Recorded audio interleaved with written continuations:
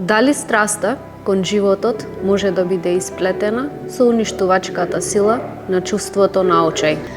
Дали отуѓувањето е еден отпор против општествените норми или е бегство од самиот себе? Почитувани, добре дојдовте во уште една епизода на Сенките на книгата, која ја реализираме во соработка со Градската библиотека Борка Талевски Прилеп.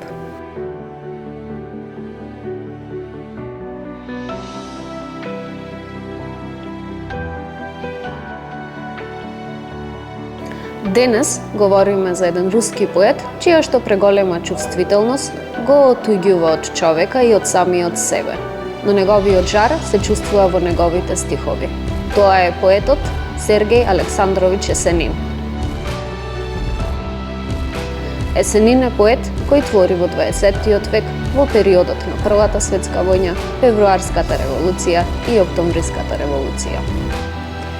Неговите песни говорат за неговиот бурен живот, неговата приврзаност кон своето родно село и хулиганството, кое што се јавува како отпор против цензурирањето на мислата и уништените очекувања кои што ги носи новото време на револуцијата. Тие го отсликуваат руменењето на зората, ноќната тишина и сребникавата месечева светлина. Неговата поезија е интимен разговор со себе си. Ранливоста, преголемата чувствителност и раздразливоста на својот дух ги распостила пред читателот како разеленети долини, небесни ширини и осветлени икони на својата голема Русија. Во неговата песна "Збогум пријателу", која е и негова последна песна, говори како човек која прифаќа краткоста, минливоста и непредвидливоста на животот со голема рамнодушност. Есенин кажува дека поетот носи кобен печат и ја има моќта да го поврзува убавото и грдото. Во циклусот песни "Персиски мотиви", тој кажува за повторното раѓање на копнежот и љубовта и ги изразува преку зборот. Но сепак, како да се прекорува себе си, затоа што верува дека љубовта преку зборот не се изразува, туку таа е безимена. Есенин верува дека поетот врежува лузни врз нежна кожа и со својата крв грее туѓи души. Тоа значи дека поетот со своите стихови остава траги и зборовите можат да предизвикаат промени.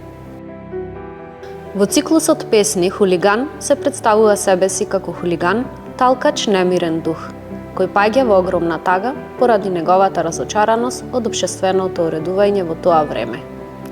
Но истовремено е и еден храбар одметник кој се спротивставува на злоделата на човештвото.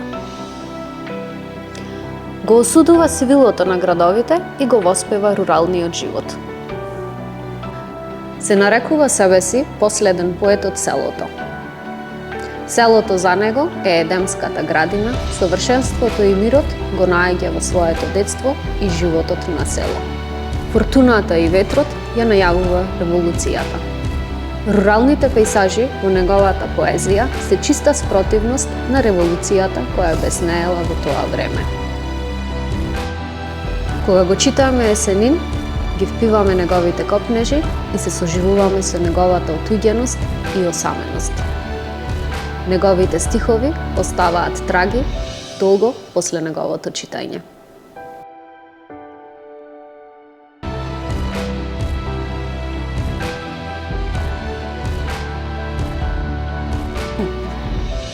Почитувани, денес разговараме со една прилепска писателка, Лина Димовска. Здраво, Лина, ти благодарам што прифати да гостуваш во оваа емисија. Здраво, Марија, ви благодарам на поканата и сакам да ви честитам тебе и на ОТВ за оваа прекрасна иницијатива да се спознаеме со литературата, со книжевноста, а и со писателите на еден поинаков твој начин, да кажам, бидејќи од она што досега го имам гледано, ми се допаѓа целиот концепт и таа твоја уникатност и уникатен поглед кон литературата и книжевноста. Ти благодарам за убавите зборови. Имаш напишано 3 книги, имаш издадено 3 книги. Едната е Мачорот Тане, имаш една збирка поезија Писма за еден прилепчанец, љубовни писма за еден прилепчанец и една новела, тоа е Добрите девојки се враќаат дома по полноќ. Ајде да почнеме прво со детската литература, за твојата книга Мачорот Тане. Кажи ми од каде ти дојде идејата? Идејата за Мачорот Тане се роди, можам да кажам, една година пред воопшто да бидат напишани тие раскази.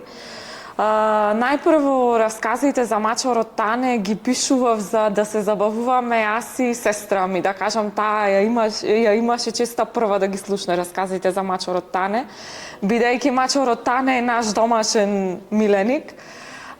После тоа добив идеја тие раскази да ги преточам во книги за деца. Расказите прв ги прочита нашиот прилепски автор Филип Димковски. Кога ги прочита ми кажа дека мора да ги издадам, дека навистина се добри. И во целиот тој процес имав среќа да ја најдам Иванка Ниба, која е издавач, собственик на издавачката куќа која има поддржано книгата за деца Мачорот Тане. Стапивме во комуникација, испратив дел од расказите, по неколку дена ми се јави, кажа дека и се допаѓаат. Јас имав една идеја, таа имаше друга идеја. Се договоривме, се поклопивме и така излезе Мачорот Тане. Да. Така се случи, илустрациите ги нацрта Калиопи Трпчева. Илустрациите многу ми се допаѓаат затоа што имаат некако ретро шмек, да кажам, не се некои модерни илустрации, туку навистина се топли и мислам дека одлично ги надополнуваат расказите. Да, ја покажуваш апсолутно твојата креативност низ расказите за Мачорот Тане и неговите авантури. Кажи ми, кои се пораките кои што сакаш да ги доловиш? Она што сакам да го доловам преку Мачорот Тане се оние, да кажам, универзални животни пораки. Тоа не се пораки само за деца. Од Мачорот Тане, ако ја прочитате возрастните, можат да се потсетате на некои нивни животни принципи кои ги имале додека биле помлади, меѓутоа понатаму низ текот на животот се изгубиле, сме се нашле во поинакви животни води, струења. Мачорот Тане зборува за значењето на пријателството, ја нагласува меѓусебната почит, затоа што има еден расказ во кој што вика ние не мора да се сакаме, доволно е меѓу себе да се почитуваме. Потоа ја нагласува поддршката на македонските производи, самиот додека се шета низ пазар повикува да купуваме македонски производи. Гледаме дека тој е еден благодарен мачор, на краја ја освестува и благодарноста затоа што има околу него луѓе, животни, другари кои што се грижат за него, го сакаат. И можам да кажам дека од моето творештво лично милена книга мене ми е Мачорот Тане.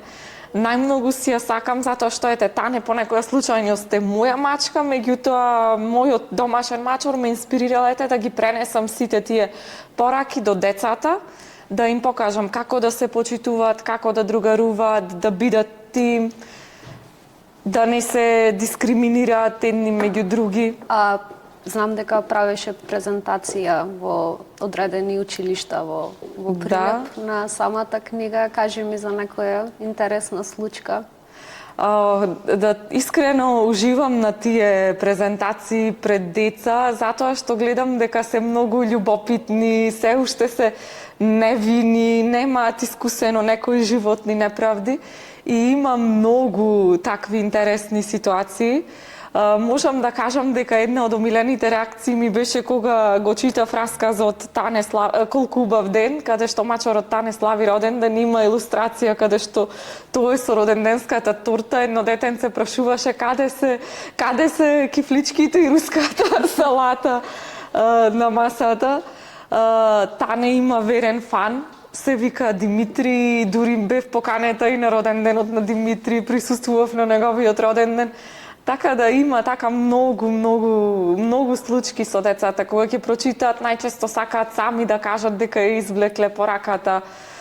Па некои гледам од поголемите дечиња кои што имаат 8-9 години се сомневаат како може мачор да зборува, како може да се дружи со други мачки, меѓутоа гледам дека тој сомнеш некако се побива кога ќе му кажам дека мачорот тане на вистина постои, дека тоа е мој мачор и како да се замислуваат така што ме незин можеби на вистина нешто и раскажува.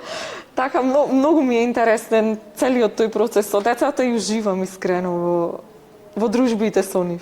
Кажи ни да се вратиме на твојата поезија, на твојата поетска збирка, се вика Љубовни писма за еден прилепчанец. Така. Тоа е една поезија во која што разработуваш еден концепт за сродни души. Односно, кажуваш дека ние сме огледало на душата на партнерот и обратно и дека всушност родната душа е онај дел што недостасува во нас. Колку навистина веруваш дека тоа е суштината на љубовта и суштината на постоењето? Па можам да кажам дека Љубовни писма за еден прилепчанец настана во тој пост-ковид период 2022, мислам дека излезе од печат. И додека ја пишував книгата, не ја наблюдував на начинов на кој што ти кажа и многу ми се допаѓа како ја дефинираш оваа стихозбирка која е составена од љубовни песни. И мојата идеја беше токму тие песни да се без наслов и на некој начин да бидат поврзани една со друга, затоа што треба да представуваат една збирка на љубовни писма кои што се всушност песни. Инаку во одреден период бев доста навлезена во концептот на сродни души, на души близначки, на кармички души и доста истражував и наша литература и странска литература. И можам да кажам дека верувам во тој концепт на поврзаност на душите, на одредено препознавање. Знаете, зошто код некој човек имаме одредени емоции, одредени па и предрасуди, уште пред да го сретнеме, тој емитира некаква енергија код нас и ние емитираме некаква енергија код него.